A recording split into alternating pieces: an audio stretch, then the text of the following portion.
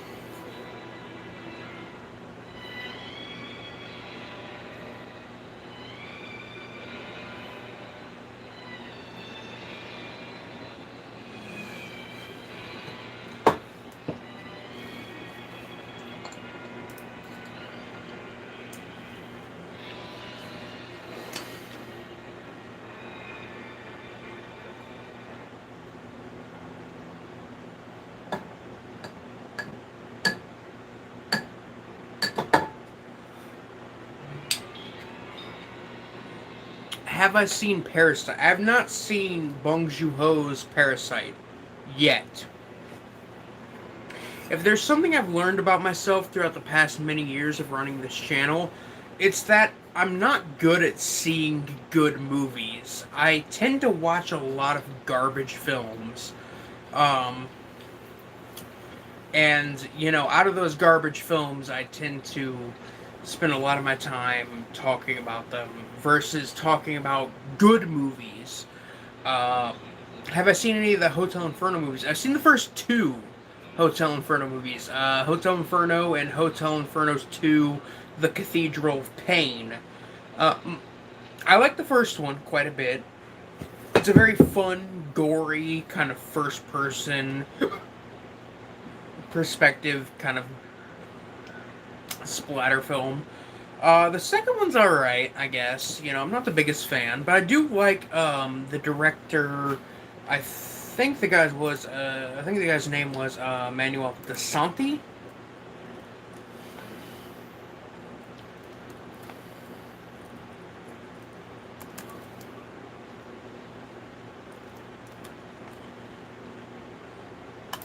Yeah, Emmanuel De Santi, who was like the co-director of Adam Chaplin.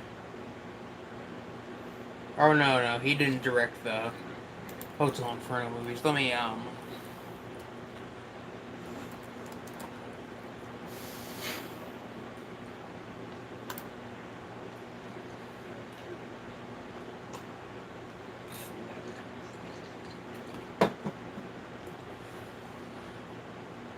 Oh, Giulio De Santi. That is who it is. I'm pretty sure that's his brother or somebody like that. Somebody related to him. But Giulio, I think that's how its name is pronounced. I'm sorry if I'm mispronouncing it. But he was responsible for directing Tater City, which is a really fun one. The Mildew from Planet Zolnander, which is very entertaining. And yeah, the first two, all of the Hotel Inferno films so far. Apparently, Tater City 2 is filming right now, that's really cool because I always really liked the first Tater City film. But Hotel Inferno 2, The Cathedral of Pain is okay. Do I own any Jack Lemmon films? Let me see if I do. Lemmon.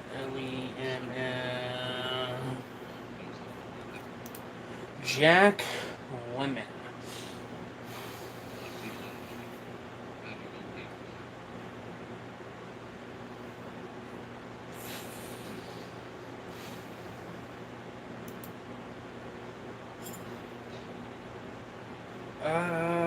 Let me see here. As far as I know, this guy only directed one movie.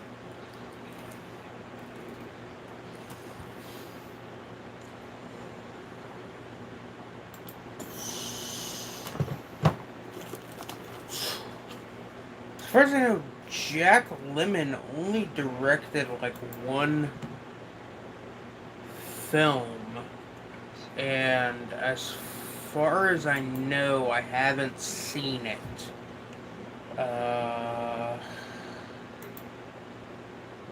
One film called Notch.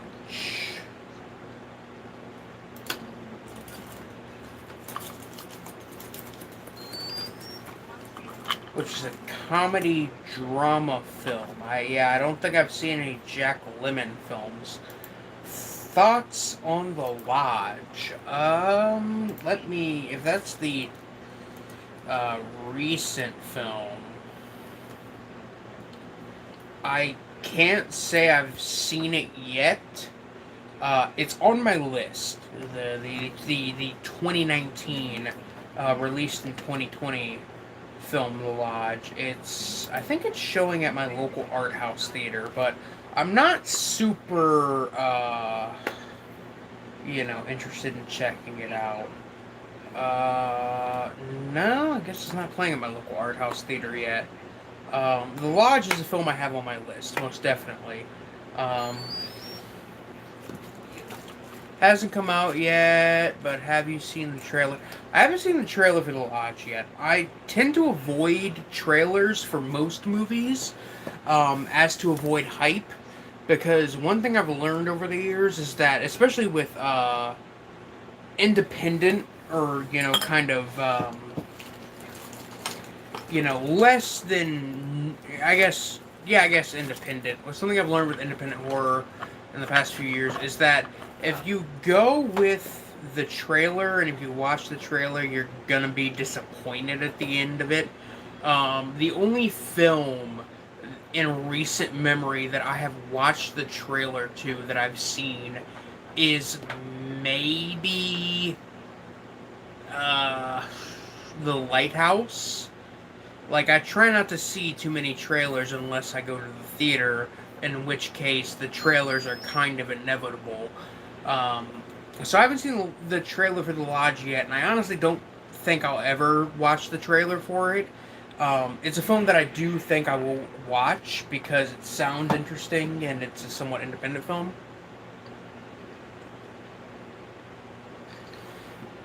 Some giveaway spoilers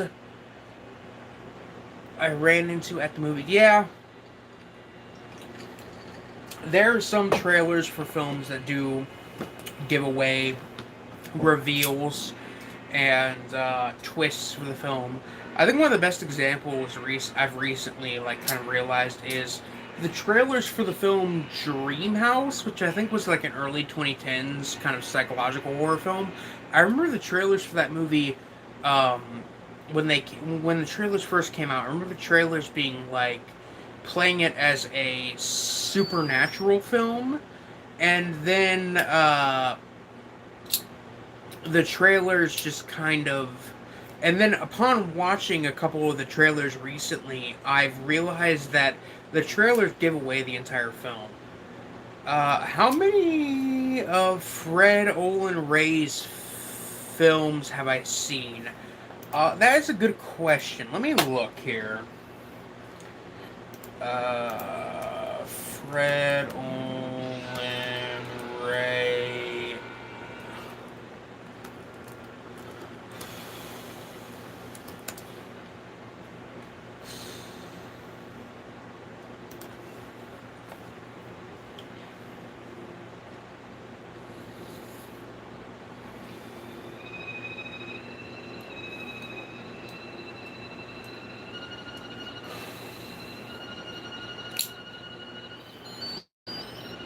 Alright. Um.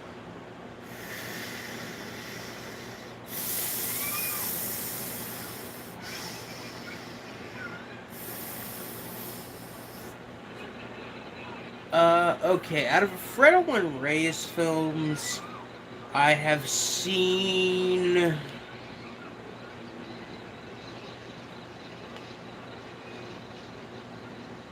Five of his movies. I have seen Hollywood Chainsaw Hookers, Scalps, Alien Dead.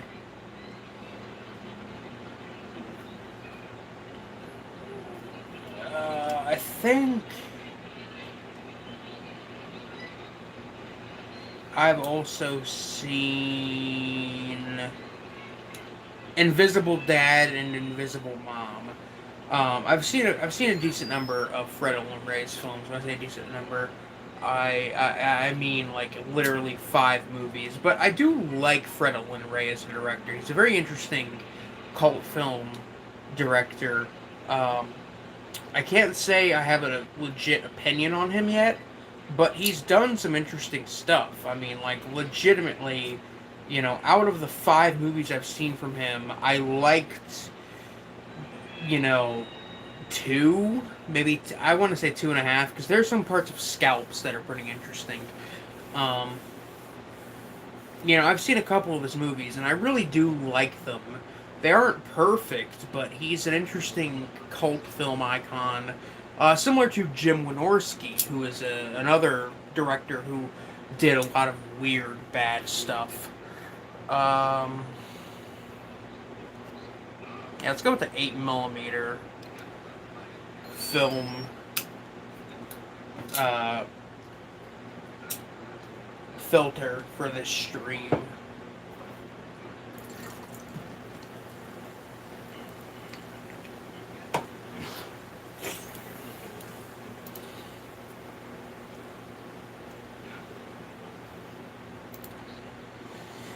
Do you like any Lars von Trier films? I like Antichrist. Antichrist is a really good movie.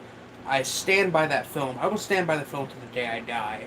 However, the Nymphomaniac films are really uninteresting and edgy.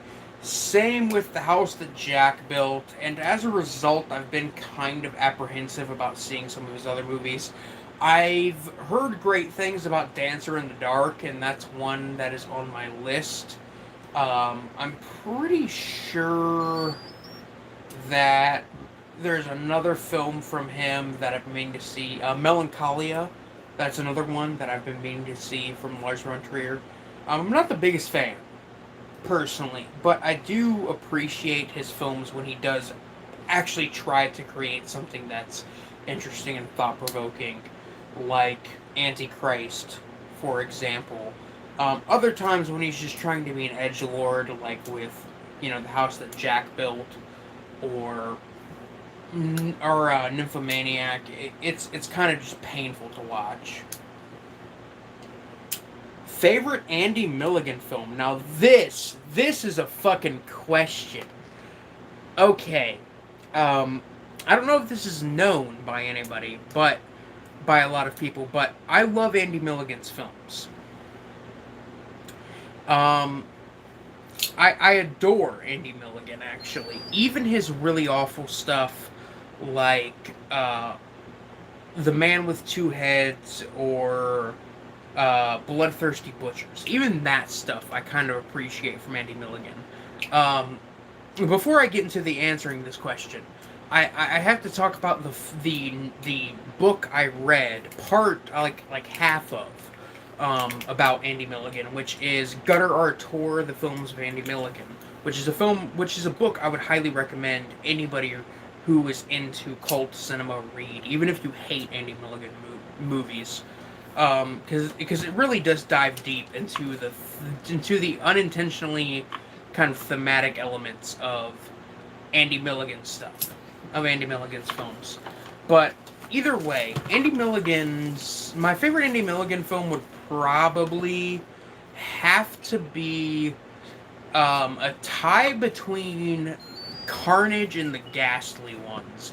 The Ghastly Ones being a really interesting kind of giallo slasher murder mystery, very low budget, very cheap stuff, and Carnage being the second film I ever saw from Milligan, which is this weird mix of like Milligan's usual stuff, extreme violence and misogyny and weird shit, combined with elements from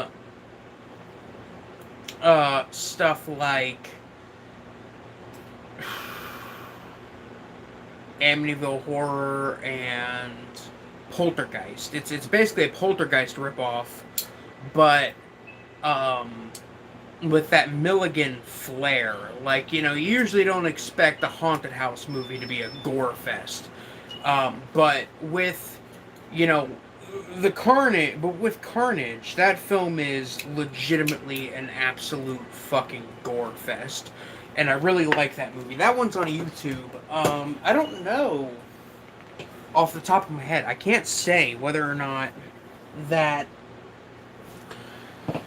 film is getting a Blu-ray release or not, but I know that Severin Films has been working for almost 2 years, but it's been like a year and a half probably.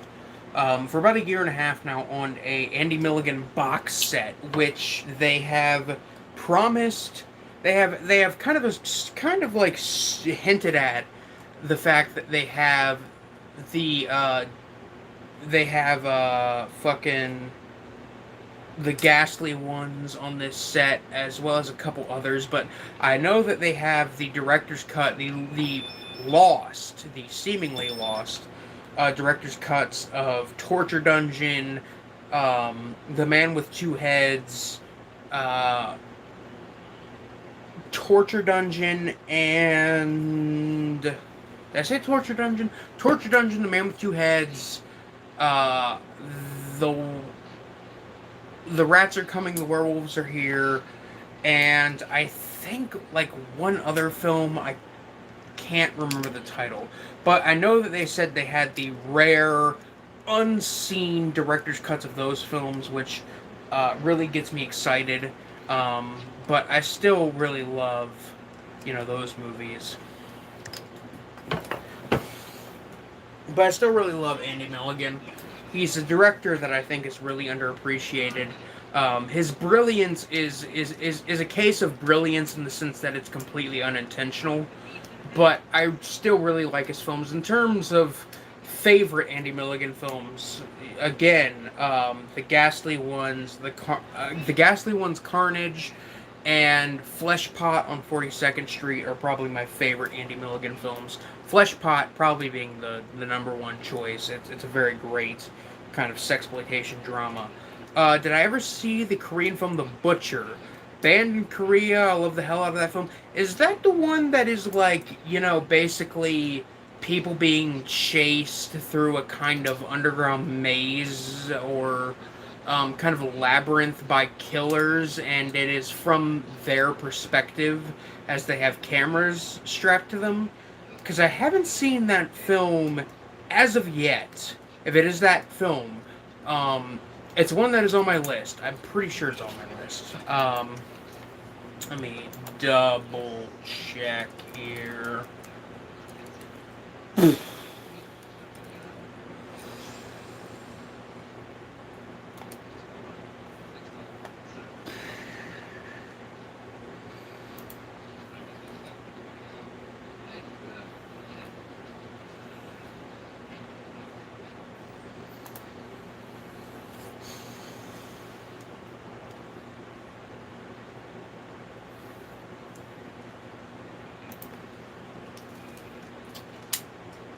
Let me make sure this is a film from Korea.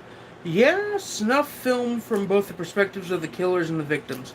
Yeah, if this is that film, this is a film I've been kind of interested in seeing. Um, I've heard interesting things about it. Um, I haven't seen it as of yet. Uh, it's a POV, but they aren't being chased as much as being tortured. I've yet to see.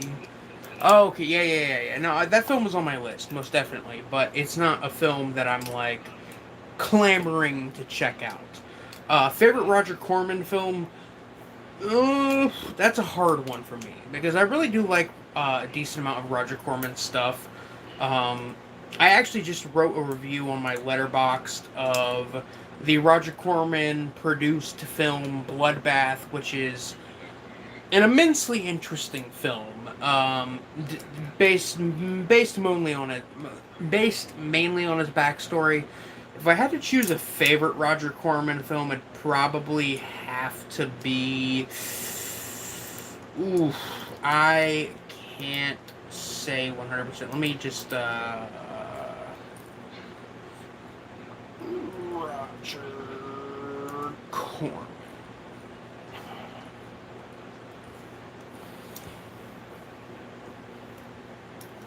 I'm sorry, I've been drinking so much that I can't remember a lot of Roger Corman's directorial efforts.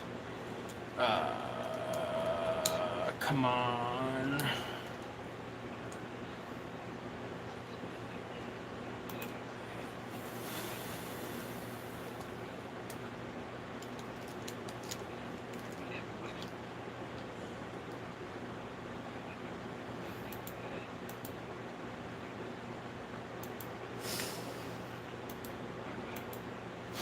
I know Roger Corman produced like a shit ton of like actually good,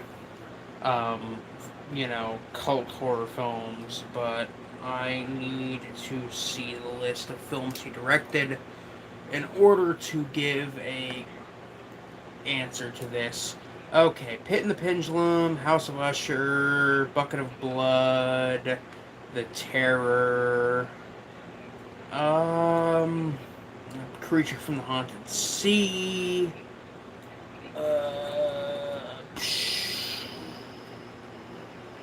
Yeah, I'd probably say out of the things I've seen from him, it's my choice for a movie from him that I really like, or my favorite movie from Roger Corman. Probably Little Shop of Horrors or The House of Usher. House of Usher is really, really creepy, really good stuff.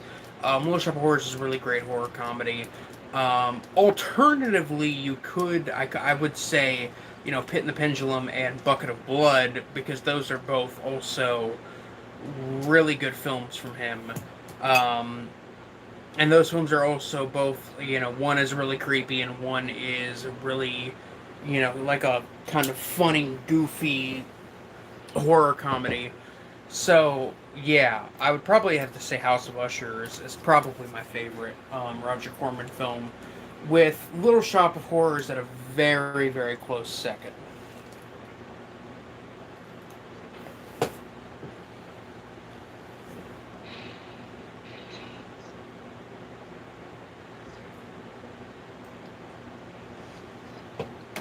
Uh,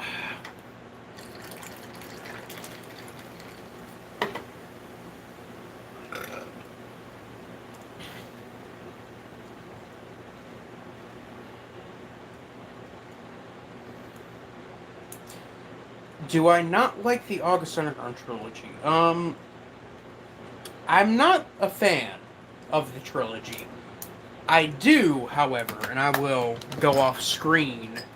Ooh, wait a minute. I will go off screen for this one.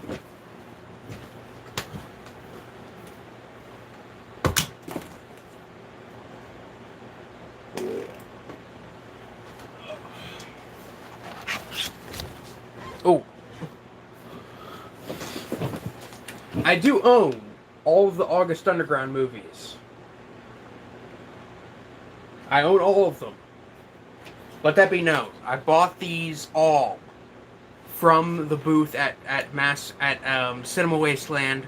I'm pretty sure I even bought them from. Uh, I might have even bought them from the director himself. I can't remember. I think it might have been Fred Vogel. I can't remember 100%. But I do own the trilogy. I do own all three of them on DVD. So, that I guess that kind of says something about me as a person. However, I'm not a fan of these movies, personally. I actually kind of despise Fred Vogel as a director.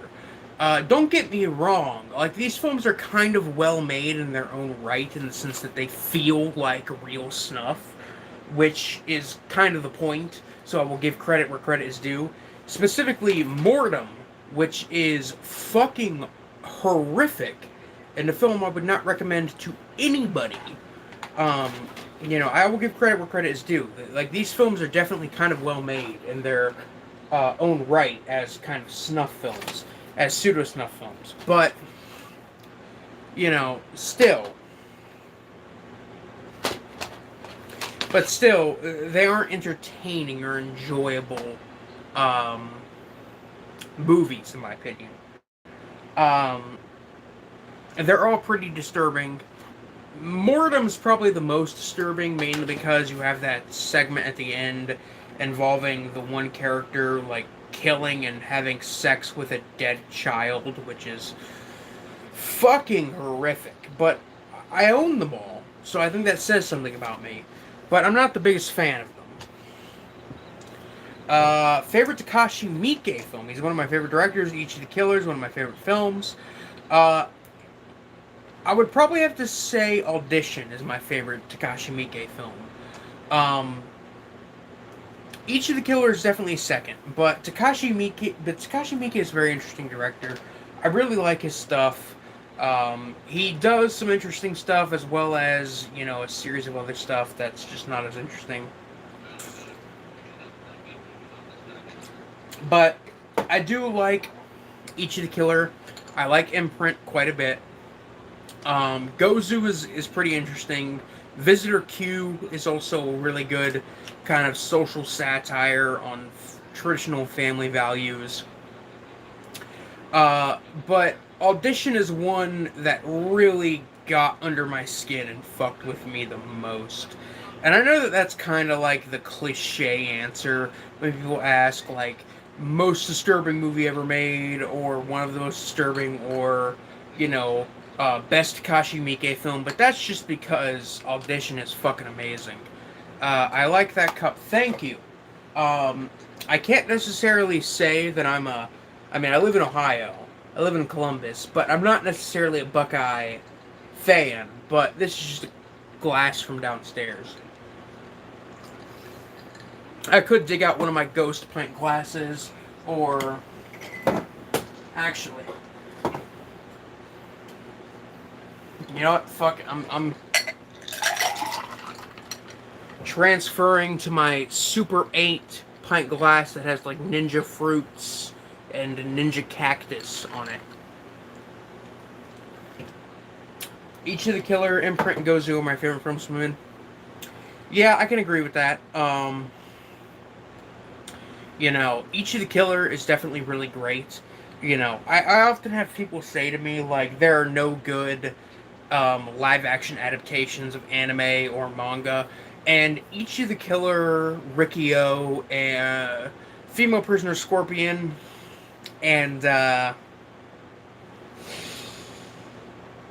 Lady Snowblood are films that I always bring up to people whenever they say that they believe that there are no good anime or manga film adaptations, because there are good ones. It's mostly just because those adaptations are, you know, not as infamous.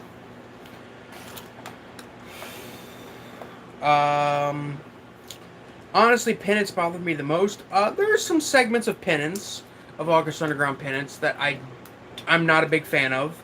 The segment where they, like, you know, fuck with and then kill a homeless person, I always thought was really fucked up. You know, again, I don't like to get too political on my channel, but I believe, you know, if somebody's homeless, don't fuck with them. Don't, you know, do anything with them. You know, don't mess with them. They're already struggling enough. Don't, you know, if you're in a store, for instance, you know, something I've always said is, if I'm in a grocery store and I see a homeless person shoplifting, I'm not going to tell them to stop. I'm not going to report them to the owners or the manager of the store. I'm going to let them do that, because everybody's got to survive in some way or another, you know, and that's what I personally believe.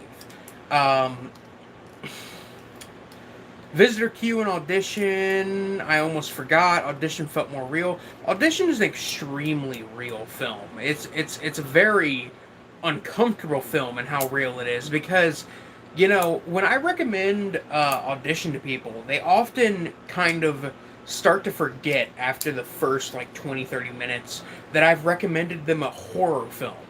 And they get into the drama aspects of the story, which is something that I've recently really gotten into and realized. I last year, I think, rewatched Audition for the first time since high school, and I was like, Jesus, these drama aspects are, like, you know, on top of the drama aspects being just kind of dramatic and depressing on their own, they're also kind of disturbing and uncomfortable on their own. And then you have the horror aspects that really bring it all home. I'm from Ohio, right on. You know, I'm Ohioan, born and raised. You know, there are a lot of people from Ohio that are like, oh, Ohio's the worst. But, like, Ohio's alright. There's some interesting aspects to, you know, Ohio as a state. The Christmas Eve scene, and I'm assuming you're talking about the Christmas Eve scene in Penance. I don't remember that one too much, but I'm sure it was really fucking horrific. Mike is a beast? Yes. Mike is indeed a beast. He can direct some really crazy shit when he wants to. He's not the best film director ever, but when he wants to do something horrific that he is passionate about, he will do it. Have I ever seen Children of the Dead? I've not seen Children of the Dead. I own it. I haven't seen it yet. I'm pretty sure that film was, like, produced by John Russo, the co-writer of Night of the Living Dead. I haven't seen it mainly because I'm not good at. Like, I remember saying this in the live stream I did right before this, where I was like, hey, I gotta take a break for a second. I remember saying, like, I'm not good about watching good movies. I'm also not good about watching bad movies, especially bad movies with a reputation. Um, you know, I despise watching certain bad movies with a reputation. You know, if it's a bad movie that like I've never really heard anybody talk about, I will give it a shot and I'll watch it. But if it's a bad movie, like for instance, the Ghastly ones, that took me many years to get around to. I had to buy a copy of that film before I eventually got around to it, and I ended up liking that film, mind you. Um, you know, I'm not good at watching immensely bad movies or even good movies. I'm not good at watching movies in general. I will watch random garbage over the best art films ever made. 9 times out of 10, but even then, the random garbage I watch won't even be the random garbage that is recommended to me. Ugh.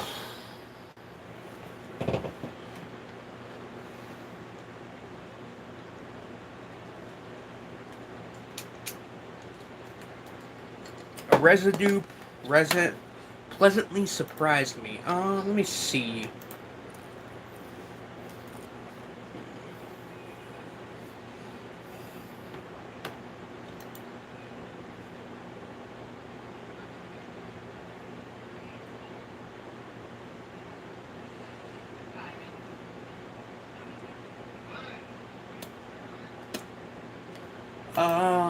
Residue. I don't think I know of that one. If you're talking about the TV miniseries, I definitely don't know about it. I'm not good about watching.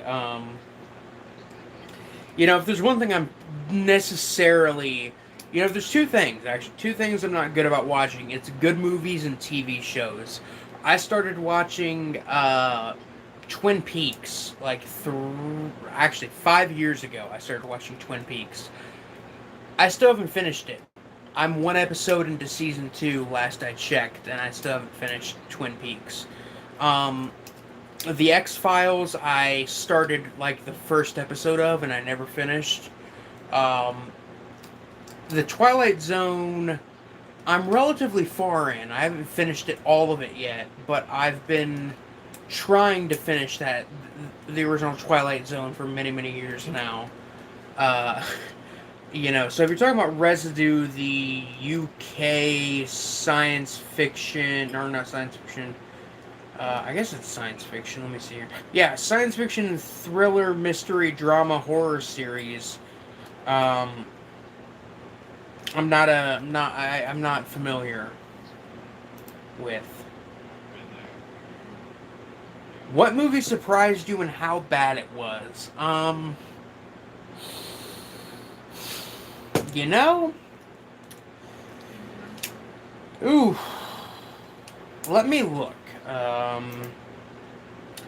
Let me look at my lowest ratings here, and I will actually give you a couple titles because there are a few titles. I can't think of I can't think of the names of the movies off the top of my head, but there's a decent number of movies that I have seen where I have been immediately like, wow, this is one of the worst things I've ever seen, and this is way worse than I expected.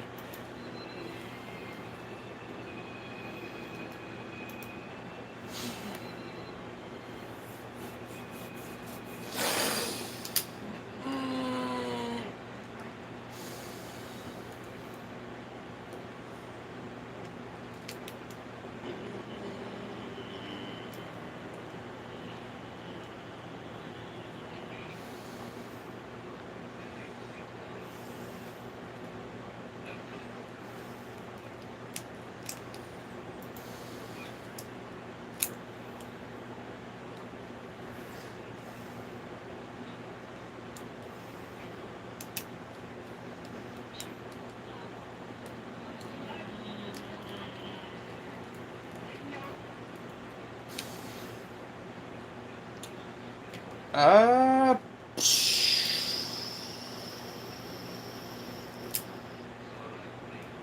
Probably in terms of worse than I expected. In terms of movies, I'd probably have to say Track of the Moon Beast from 1976. is one that was way worse than I expected it to be. I expected it to be a fun B movie, but it was really bad. Die Hard Dracula is another one that I just could not enjoy at all. Uh, The Strangers. Holy fuck, The Strangers. That is a movie that I wanted to like so much when it came out, but I fucking despised that movie. I still despise The Strangers, mind you.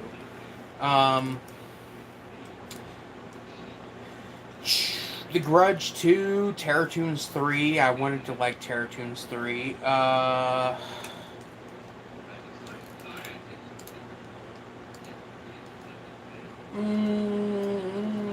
The Angel's Melancholy, maybe. I expected it to be bad, but I didn't expect it to be that bad. Mean Girls 2. You know, I don't hate to say this on my own channel. I like the first Mean Girls movie, unironically. Um, I also like Heathers quite a bit, but Mean Girls 2 was fucking god awful. Yeah, I think that's probably it. Yeah, I think so. Let's see.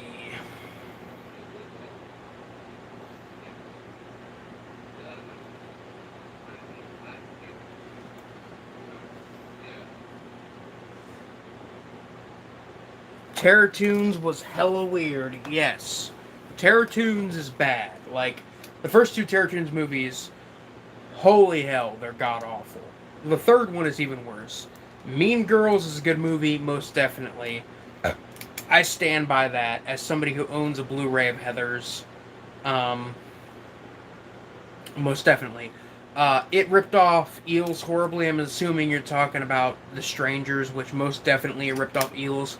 I own a copy of them, which is a film that I consider to be one of the scariest ever made. Residue 2017 by Rusty Nixon. Let me look this up here.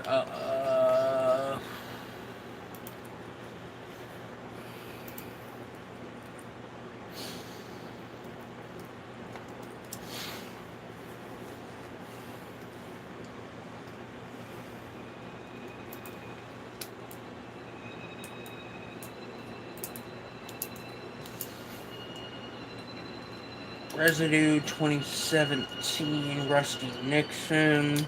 Private investigator reads a book of sinister origins and unknowingly puts his daughter and himself in a fight for their lives and their eternal souls.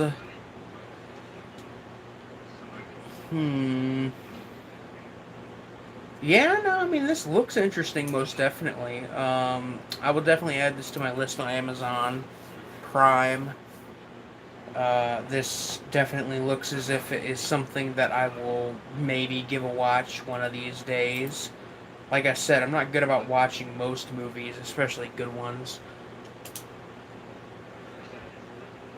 One of the best horror films, IMO, is the original Dawn of the Dead.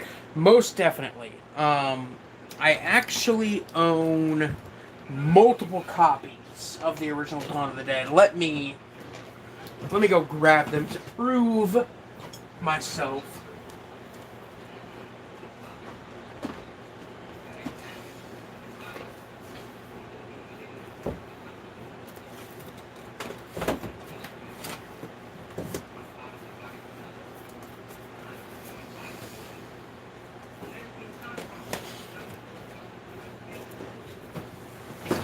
Alright, here we go. So, I have Dawn of the Dead.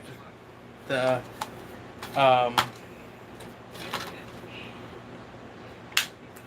the DiviMax fucking Anchor Bay out of print DVD of the original Dawn of the Dead.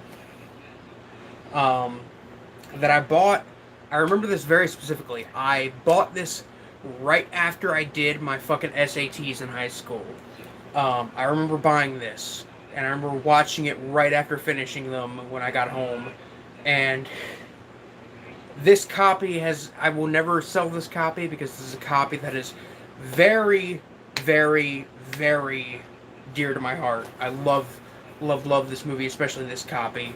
Um, After that, I ended up getting my hands on uh,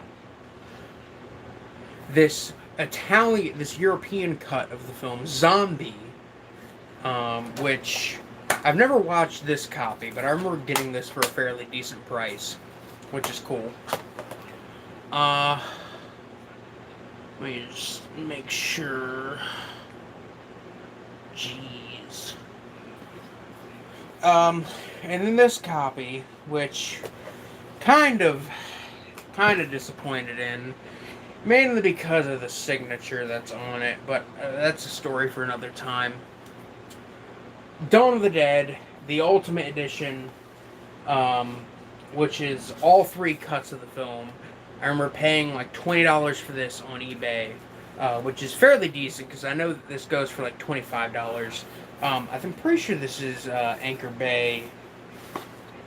I'm pretty sure this is an Anchor Bay release. Yeah, I think this is an Anchor Bay release.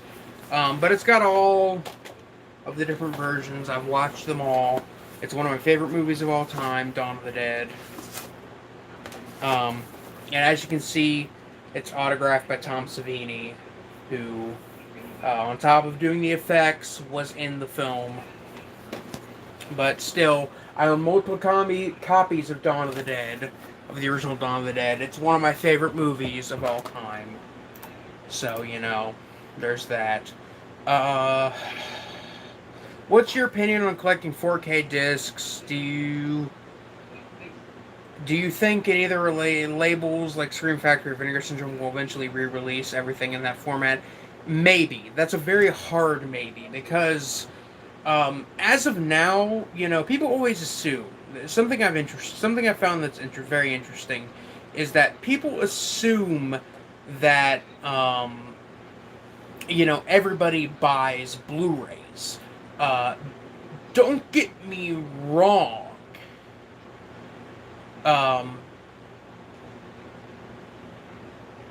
Don't get me wrong. Blu-rays are a very good format and everything, but they aren't like widely purchased. There are still people who purchase DVDs. Most of my collection is into the DVD format. People are still buying DVDs. Do I think 4K is the future? Probably. I mean, I'm sure once Blu-ray becomes the new mass-produced, widely used format and overtakes DVDs, yes, I do think 4K will become the new big thing. However, DVDs are still going relatively strong. People are still buying DVDs. There are still movies out there that are released exclusively to DVD, at least in the US. Like Raw, for example, the French film. Goddamn. Like the French film Raw, for example, that film is only available on DVD currently. So, DVD is not a dead format yet. Blu-ray is far from a dead format. So I don't think that that companies will start releasing, at least cult companies like Vinegar Syndrome and Severin and Massacre Video and Scream Factory. I doubt that they will start releasing films in that format anytime soon, because not everybody has bought into the 4K technology yet, and not everybody's even bought. Not a lot of people have even bought into the Blu-ray technology yet. Dawn of the Dead rocks, most definitely. Nothing But Trouble is an underrated film, most definitely.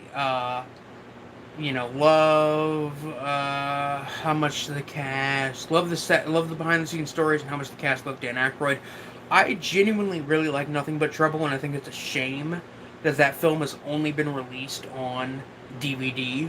I do think it deserves a Blu-ray release from, like, Scream Factory, for example.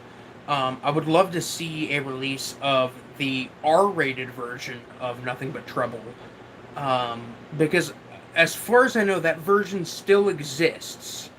Uh, and I would really like to see the R-rated version of that film. Uh, completely seriously.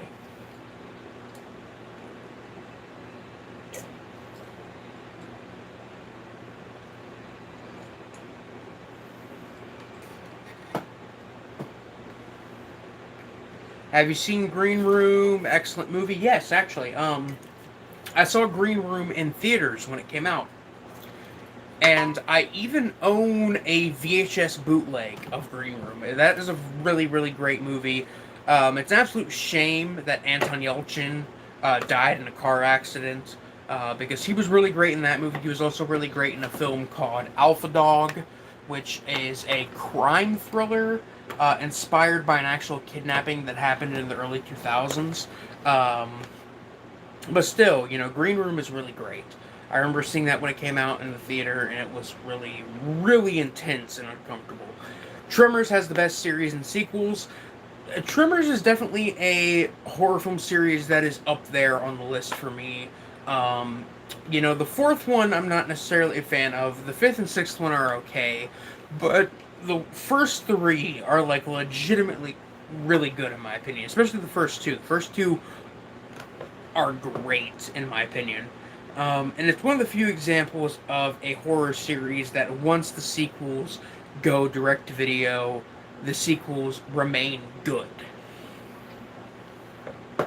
What are your views on physical media fizzling out altogether, ending up only being a collector niche or something? I don't think physical media is going to die out, at least within the next 10 years, personally. Because if there's something I've learned through being in, VHS groups and through being in groups for people who buy digital copies of films as well, something I've learned is that physical media is still an attractive, I guess, market. There are still people who want to buy the Blu-ray of this film or that film. It's just like, there are people who want to buy the digital copies of these movies. I've had people, I remember I was a member of a group that for selling like digital copies that came with Blu-rays. I remember I was a member of a few of these groups for quite a while.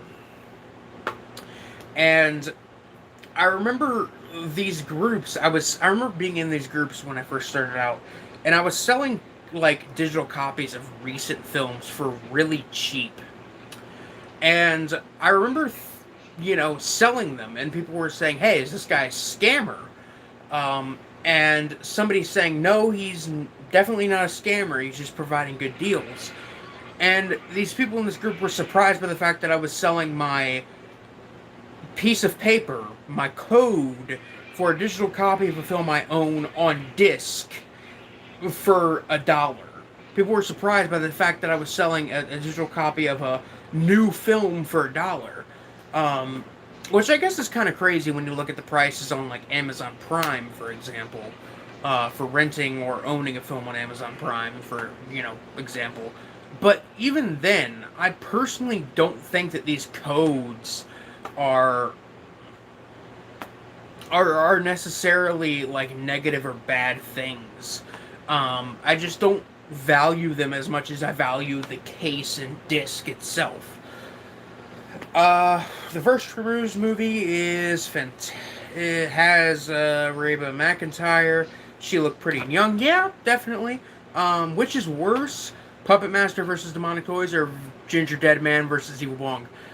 Ginger Dead Man versus Evil Bong is definitely much, much worse. At least Puppet Master versus Demonic Toys is made up of, for the most part, mostly original footage shot for that film. unlike Ginger Dead Man versus Evil Bong, which is mainly just footage from the first 3 movies.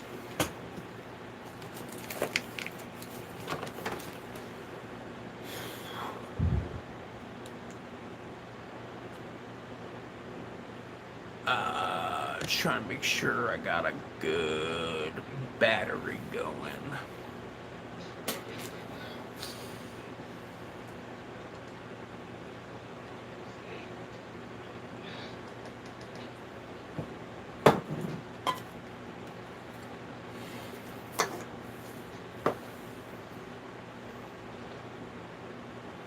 Yeah, Corey Feldman was in Puppet Master versus Demonic Toys, and that's um, a role that I always really enjoyed from him in Puppet Master versus Demonic Toys. He was also, and again, um, the fourth Friday the 13th film was one I always really enjoyed from him.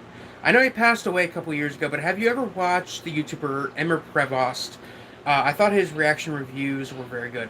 Um, Actually, to be honest, I used to follow his channel for a very long time. I used to watch his videos quite a bit. It wasn't until, and I know everybody's got an opinion. Don't don't crucify me for this, but ever since I went on a video of his and asked him to review uh, Old Boy, and he said that Old Boy was trash. The original Old Boy was a garbage film. Um, Ever since then, I've been unsubscribed from him, which was about late 2015. I only recently, last year, like late last year, found out that he passed away, um, which is very tragic and very sad. Because even though I've disagreed with a lot of his opinions, and I do think that like Eraserhead is a really great movie, among other movies that he reviewed that he said were garbage, um, that I think are good movies. Um, I, I still liked his content for quite a while and appreciated his content. And I do think it's very sad and tragic that he passed away. I remember hearing about his passing and going to his YouTube channel thinking to myself, I heard he reviewed a movie just the other day. And I looked and he hadn't uploaded a video for 2 years. Um, and I was kind of saddened by that because even though I hadn't watched his content for quite a while, I still was definitely inspired by him to make my own content. Um, Follow up question: which is the worst Evil Bong 2010 movie? Probably Evil Bong 666 or High Five or 777. Those are all equally really, really bad movies, and they all bring me an equal amount of pain.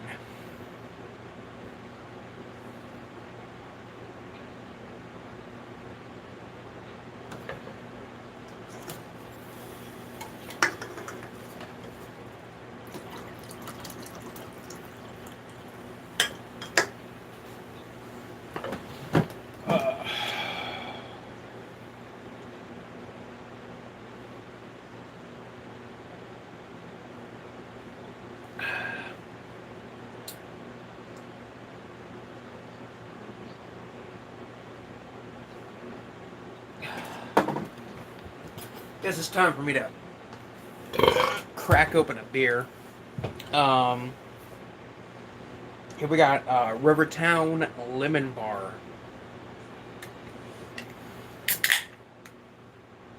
Oh God, this smells bad.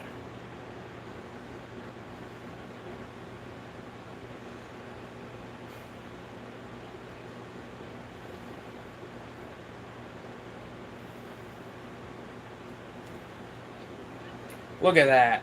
Perfect, perfect fucking head on this beer. Oh, baby. It doesn't smell good, though.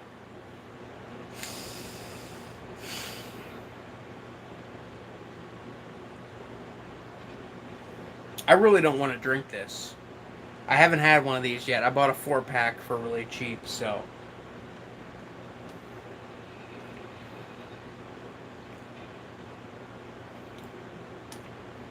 That's decent. Uh,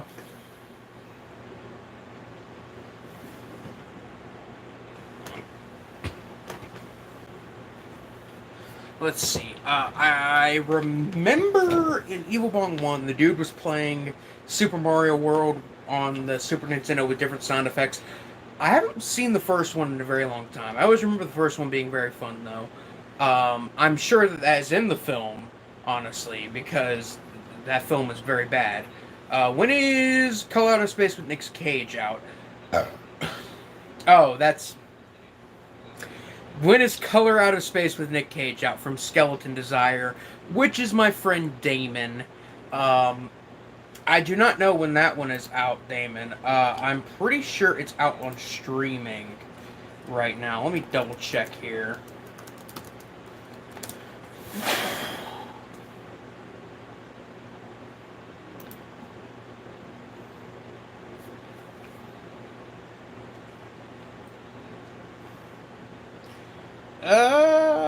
From the looks of it, it's not out yet on streaming, but I'm sure I know it's going to come out here soon. How many movies do you usually squeeze in a day? Do you ever have movie nights at your place? Um, it all depends on how I'm feeling. If I'm feeling up to it, I will watch more than one movie a day. There are times, this past week is a very good example, where I've been just kind of a little too depressed to watch more than one movie at a time, or one movie a day. Um, I've been trying these past few days, but it's been very, very hard for me. Um, do I ever have movie nights? Occasionally, I will have movie nights with my friends. For my birthday, I usually have a bad movie night.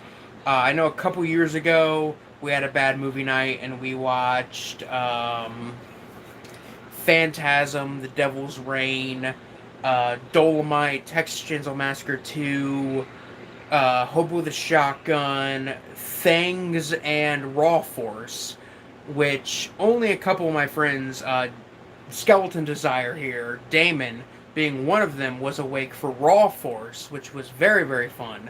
Last year, we watched Raw Force all together because only 2 people ended up watching Raw Force, and we had a great time with that one last year. I got really drunk that night and vomited all over myself after everybody left. So that night was a bit of a bummer for me. But 2 years ago in 2018 when I had my birthday party and we watched bad movies and everything.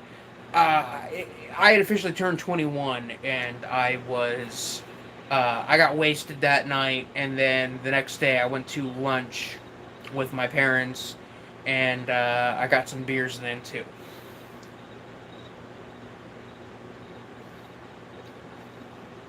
That's surprisingly not god awful.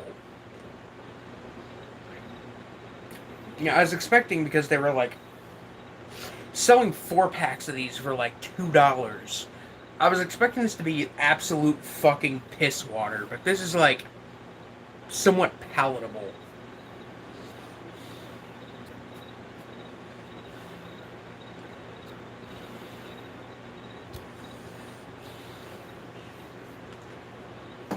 Nice party views, man. Yeah, I try to watch some interesting stuff when I have friends over, most definitely. I try not to bore my friends. I remember for for my 21st birthday, when we watched Phantasm and The Devil's Reign, people were relatively bored by those movies, which I personally enjoy those movies quite a bit. Especially The Devil's Reign, I think that one's really great. I'm drinking a Belgian IPA right now. I cannot do IPAs to save my fucking life. I despise IPAs. With all my heart. I can't do them. I've tried many different IPAs, and out of all of them, I have out of all of them, I've only found one that is like drinkable for a sip. The rest of them I've found very, very gross. I like to drink beer, hence why I have a collection of pint glasses. But I'm also not a big beer guy. Jack O was a hidden gem of 90s slashers, most definitely. Jack O is, I think, a little underrated.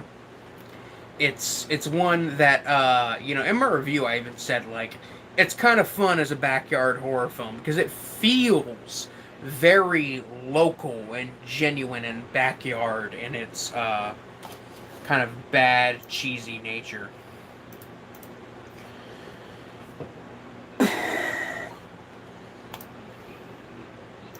I wish I had like a 6-pack of actual beer to drink, like some fucking Blue Moon or some Dos Equis or something, because this stuff, this fucking Rivertown Lemon Bar. Don't get me wrong, it's not god awful, but it kind of makes me wish I was drinking something I actually like.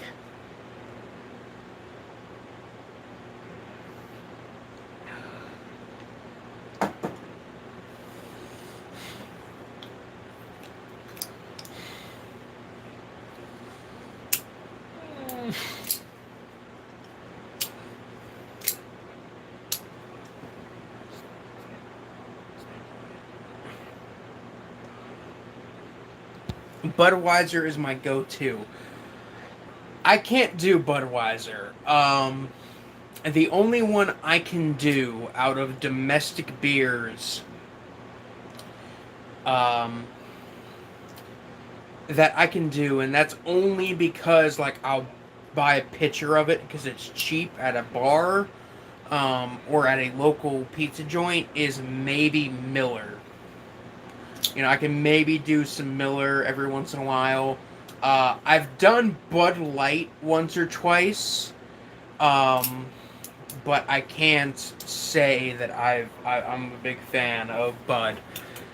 Prom Night 3, The Last Kiss, was an underrated sequel. I haven't seen Prom Night 3 yet. I've seen Prom Night 1, which is great. Prom Night 2 is... Or not, Prom Night 1 isn't great, but I kind of like that Prom Night 1. Prom Night 2 is fucking amazing.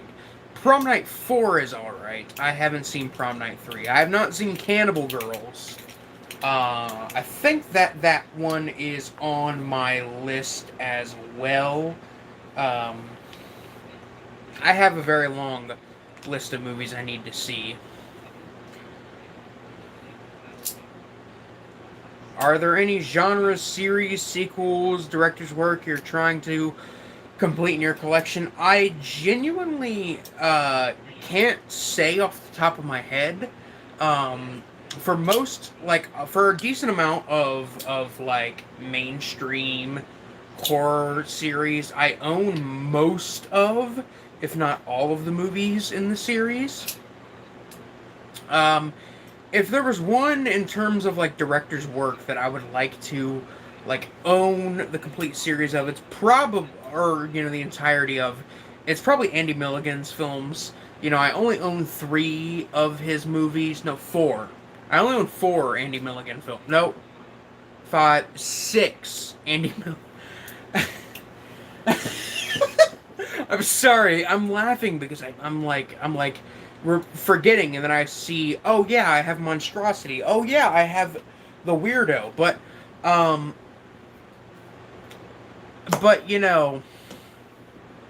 would love to get all of Andy Milligan's stuff.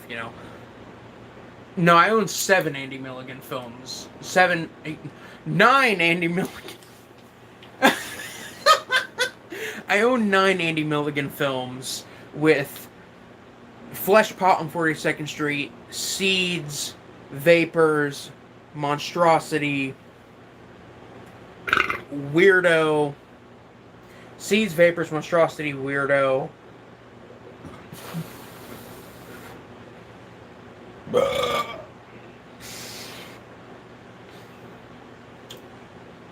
Guru the Mad Monk, The Body Beneath, and The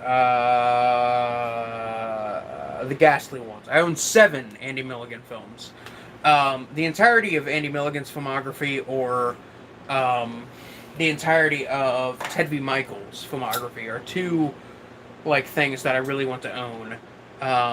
In terms of like having directors' filmographies in my collection, because I really like both of Ted V. Michael's and Andy Milligan's stuff.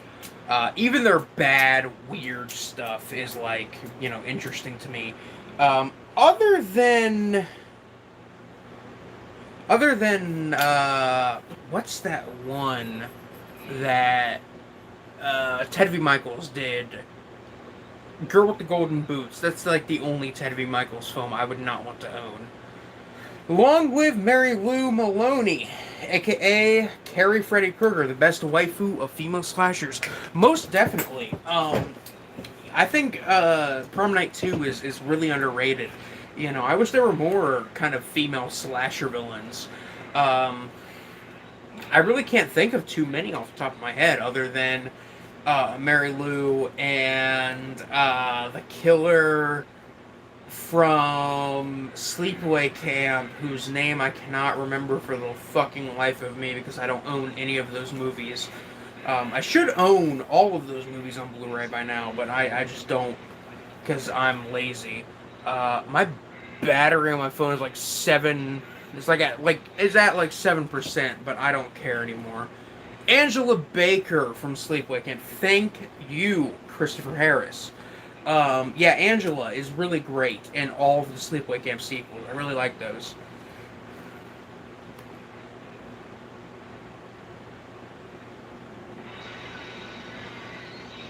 Are you whizzing in your trash can? I've already had to pee 3 times while watching with Jack Daniels.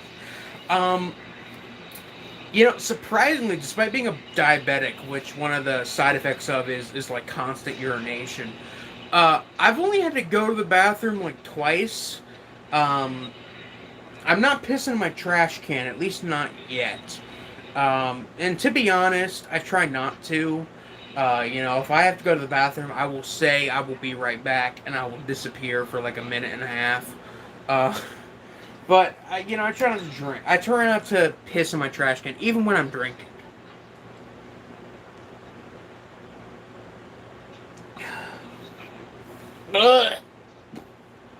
Okay, this Rivertown Lemon Bar is starting to be a little too much. I'm gonna finish it, and then I'm gonna switch to some water.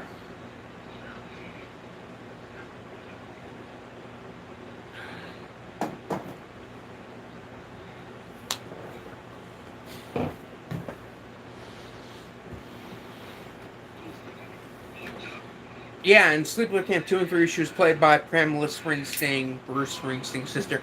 Yeah, no, I really like I like the first Sleepaway Camp movie. It's a classic in its own way. However, the second one is absolutely fucking amazing. I love Sleepaway Camp 2 so much. I love how it becomes kind of a slasher parody. I love the moment when the guys are trying to scare her, dressed up as Freddy and Jason, and she shows up as Leatherface and kills them. For those of you who are wondering, drinking liquid death, spring water. The best brand of water you can possibly get. Liquid death. I hate to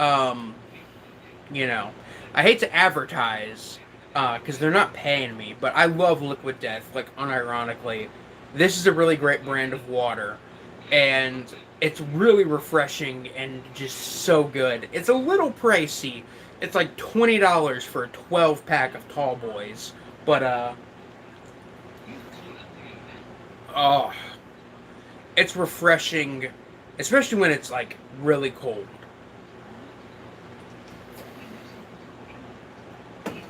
Refreshing spring water.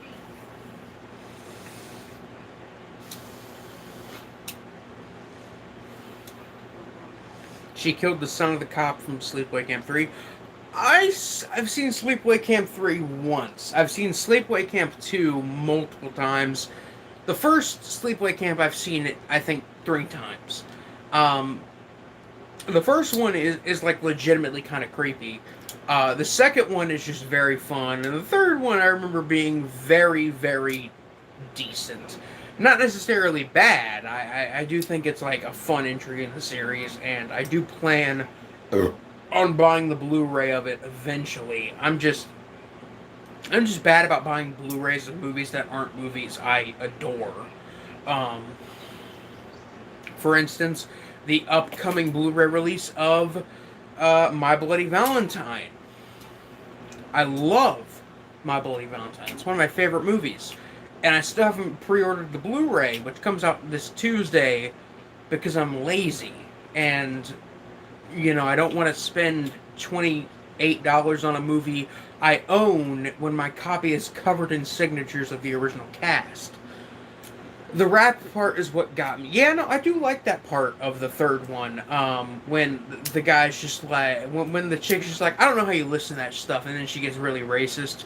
I remember reviewer Horrible Reviews in his video where he covered the entire series, talked about all of like the breakthrough albums that had come out before the movie's release date and like around the time of the movie's release. And he really went into detail about it, and it was actually kind of an interesting educational moment for the film, for that review, because I never really thought about it that way. But still, that's a really great moment in that movie, and I do like that film quite a bit. My fucking phone keeps telling me Angela did her own rap in that movie. I don't remember that exactly. Um, to be fair, I'm not good at remembering most things. Like, I completely forgot that there was a rap theme song to Maniac Cop 2, for example, which is one of the best parts of Maniac Cop 2. I'm not good at remembering a lot of things in movies, um, especially after I've had a few too many to drink, which is why I'm drinking water. My phone is like, oh my god, you're on 6% battery, and I'm like, motherfucker, I've been connected to a charger this whole time, leave me alone. I might have to cut it off here in a little bit. I'll cut it off once we hit like 4%. It's the scene where he was killed in the tent. I don't know.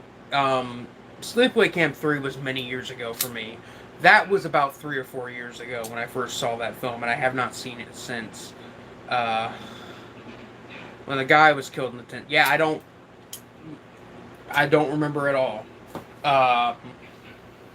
Right now I've got the first Blood Island, the first Blood Island film, Terror is a Man, playing in the background. And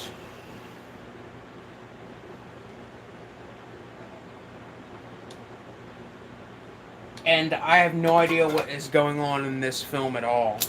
I just mainly have it on because I know that the first Blood Island film is not going to be a film I necessarily want to watch, especially after seeing Brain of Blood from Al Adamson, and Brides of Blood, and The Mad Doctor of Blood Island. Excuse me for a second. I'm gonna put these on put this stuff back on the shelf.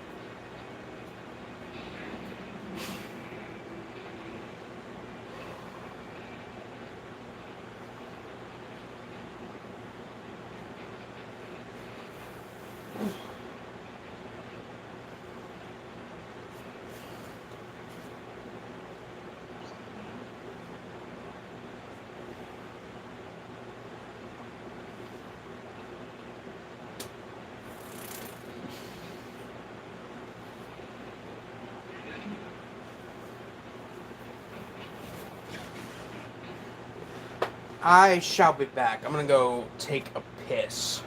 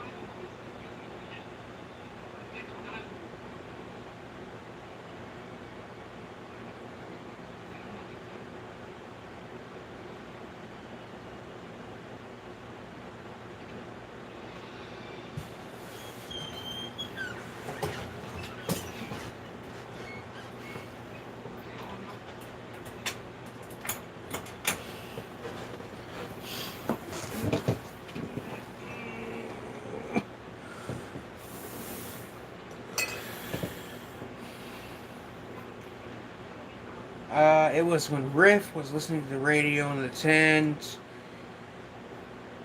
and he put Andrew into the rap. Cause it's a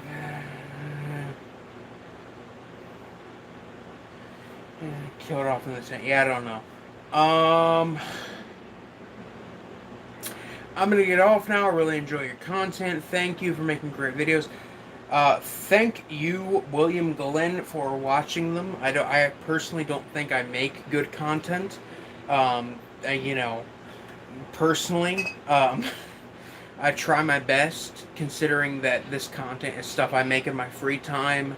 When I, you know, want to just kind of have some kind of social interaction about my content, about not necessarily my content, but about the horror genre. I just kind of create this content. That's what I do.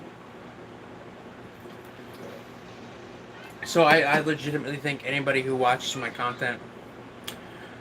Have I seen the director of Green Room's other films besides Green Room? I have not. Blue Ruin is on my watch list. I'm just not good about um,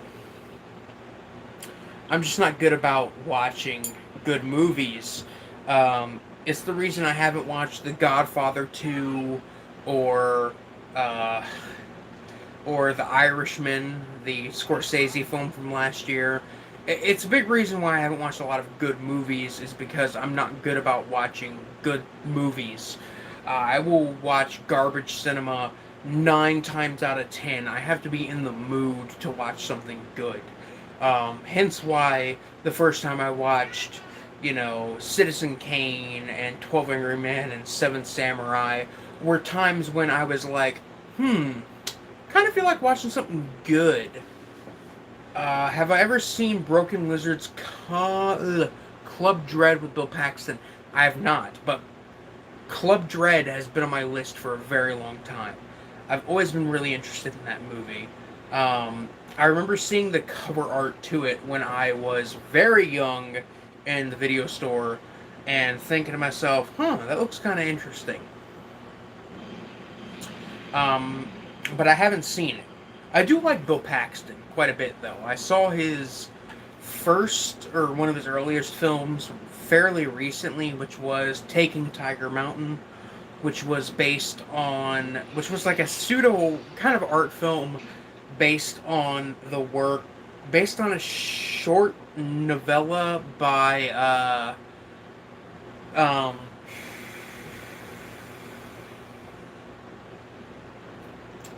William S. Burroughs, which William S. Burroughs is one of my favorite authors of all time. But still, I really like Bill Paxton, and I really like William S. Burroughs, even if Taking Tiger Mountain wasn't that good. I love Blue Ruin. Hold the Dark has such an epic. Hold the Dark has such an epic shout out to. Blue Ruin has been on my list for a very long time. Again, not good at watching good movies. Sharktopus films were the worst. I've seen Sharktopus. It's okay. It's not good. I haven't seen like the Sharktopus versus movies, or I think it was like Whale Wolf versus Pteracuda. Um, there's some other ones that I haven't seen, but I do kind of respect the directors. I do kind of respect the director of Giant Shark or Colossal Shark versus Giant Octopus, because for that film they basically told the director, like, hey, do you want to direct this movie for us? And they gave him the title of the movie, and he was like, yeah. And then after signing the contract, the people who produced the film basically said to him, okay, now finish it in a week. Finish the script in a week, for Sharktopus, not Sharktopus, but Giant Shark versus Colossal Shark versus Giant Octopus, whatever it was. But they basically told the director and writer of the writer slash director of that film, have it done in a week, or have the script done in a week. And he was like, what the fuck are you talking about? So he wrote the script for that film, under pressure from the producers, in a week.